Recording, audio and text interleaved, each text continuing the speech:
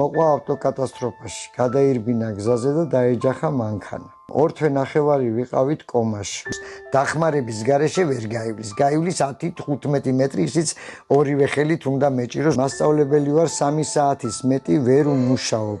იმიტომ რომ ბავშვს ყურადღება უნდა. მით უმეტეს მეუღლის გარდაცვალების შემდეგ დავრჩი მარტო ფიზიკურად ძალიან მიჭირს. მე თვითონ 2 სტენტირება მაქვს გაკეთებული. მარტო პამპერსის გარდა საფენები, რომელიც დღეში 2 გჭირდება.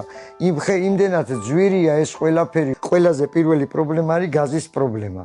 შეიძლება ხვალე გაჟონვა მოხდეს და საერთოდ ავფეთქდეთ ისეთ მდგომარეობაშია გაზი. შეხედეთ, კედლები გადახსნილია, ჭერი ჩამონგრეულია.